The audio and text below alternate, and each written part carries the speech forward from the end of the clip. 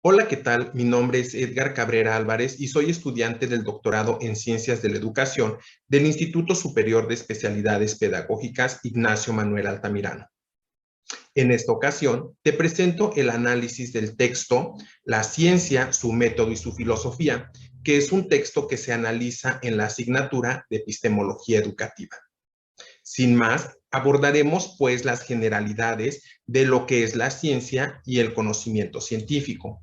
Para ello, partiremos de entender que la ciencia va a tener un método y una filosofía específica. Sin embargo, a la ciencia nosotros podemos atribuirle como objeto de estudio o como producto de esta misma a ese conocimiento racional, sistemático, exacto, verificable y falible. Es decir, que la ciencia va a tener como producto un conocimiento científico.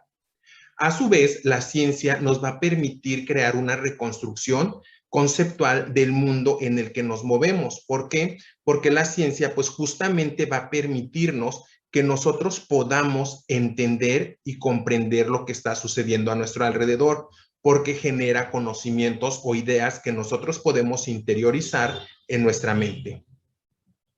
La ciencia, pues, va a ser una actividad que pertenece a la vida social y que va a tener como finalidad principal la mejora del mundo natural y artificial, la invención y sobre todo la manufactura de bienes materiales y culturales. Ya comentamos, pues, que la ciencia produce conocimientos y que estos conocimientos a su vez van a permitir o van a dar la pauta para que con la ciencia nosotros podamos construir y poder desarrollar lo que conocemos como tecnología. Y finalmente, a la ciencia se le atribuye como una actividad productora de nuevas ideas. Entonces, la ciencia constantemente nos va a permitir desarrollar ideas, pero también la ciencia parte de ideas ya establecidas que nos permiten mejorar nuestras ideas o establecer conexiones a nivel psíquico de estas ideas y poder establecer sistemas o teorías que nos van a permitir pues ampliar nuestra percepción acerca del entorno. La ciencia va a tener diferentes tipos y en esta ocasión vamos a analizar dos de los más importantes o dos grupos de la ciencia. Un primer grupo es la ciencia formal o ideal y el segundo grupo es la ciencia fáctica o material. La ciencia formal o la ciencia ideal es una ciencia que se encarga principalmente del estudio de las relaciones entre signos, es decir, que utiliza la lógica para demostrar teoremas. Se apoya en las deducciones y en las variables lógicas y también permite que se lleven a cabo demostraciones o pruebas y como ejemplos de esta ciencia tenemos a la lógica y a las matemáticas. Por otro lado, tenemos a la ciencia fáctica o material. Este grupo de ciencias permiten la confirmación de conjeturas mediante la observación y la experimentación. Se basa en símbolos interpretados de la realidad y que pueden ser verificables a partir de la experiencia, es decir, que permiten la verificación de hipótesis o conjeturas que nosotros establecemos sobre los hechos o fenómenos que ocurren a nuestro entorno. El conocimiento fáctico es racional y probable y sobre todo, pues como ya lo mencioné, se basa específicamente en la verificación de hipótesis.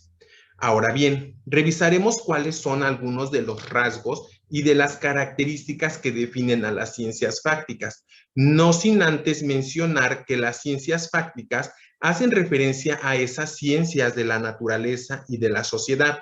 Diremos de identificar que dos de los rasgos más importantes de las ciencias fácticas son el conocimiento racional y el conocimiento científico de la realidad.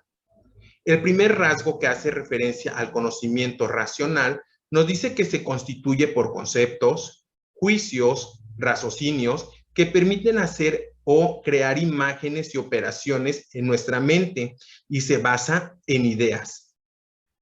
Las ideas generan nuevas ideas a través de deducciones y sobre todo estas ideas se permiten organizar y establecer conexiones en nuestra mente para que nosotros podamos crear sistemas de ideas o teorías. Otro de los rasgos de las ciencias fácticas es el conocimiento científico de la realidad.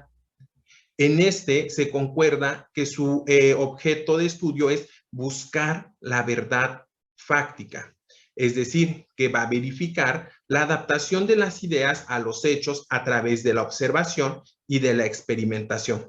Estos dos rasgos guardan una relación directa con las características específicas de la ciencia y del conocimiento científico. La primera de ellas tenemos que el conocimiento científico va a ser fáctico, es decir, que intenta describir los hechos que se están estudiando o los hechos que ocurren a nuestro alrededor. Para ello, se recurre a datos empíricos y se apoya en teorías y su materia prima vendría siendo la elaboración teórica. Es decir, que va a ser fáctico porque vamos a poder nosotros comprobar lo que está sucediendo. Una segunda característica es el conocimiento científico trasciende a los hechos.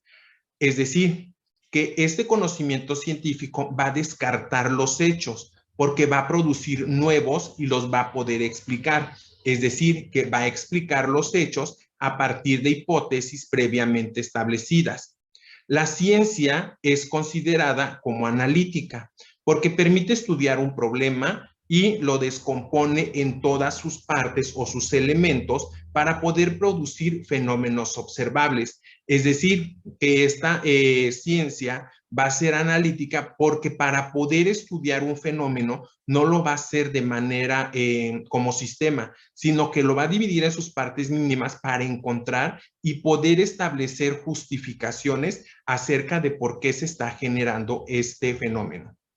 Por otro lado, tenemos que la investigación científica será especializada. Será especializada en el sentido de que podrá utilizar diferentes técnicas según cada sector de investigación. Es decir, cada área del conocimiento tendrá sus propias técnicas e instrumentos que ayuden a que esta investigación se convierta en especializada.